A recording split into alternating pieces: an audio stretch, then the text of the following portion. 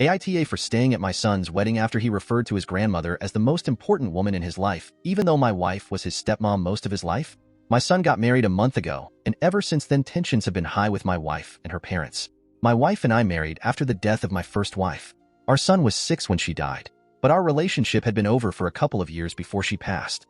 We had stayed legally married for a while and tried to keep up pretenses for the sake of our son, but we both met people we wanted to be with, and then my first wife died.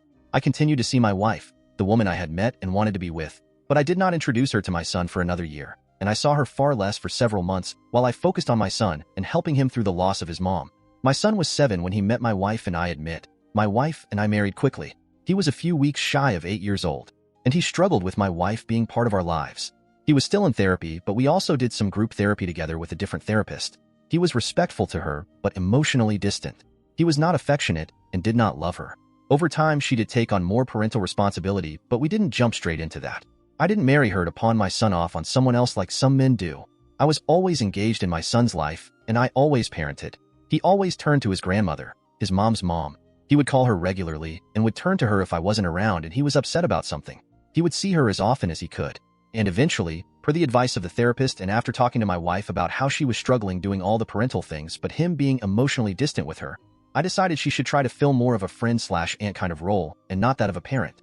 She wasn't okay with it at first, but then admitted it would wear on her if he never returned her love or see him as a mom to him, and he was clear in therapy that he didn't want her as his second mom. He wanted nobody as that. Fast forward to the wedding, and during the toasts my son thanked me and my wife and his grandmother. And he mentioned his mom and how she was always his number one, but how after she died, his grandmother was the most important woman in his life until he met his wife, and how they both loved her. My wife became very upset upon hearing this. She told me she wanted to leave once the speeches were done. I told her I didn't want to leave my son's wedding. She asked how I could stay when he showed how much he doesn't really value her or love her. She left. I stayed, and she ended up at her parents' house.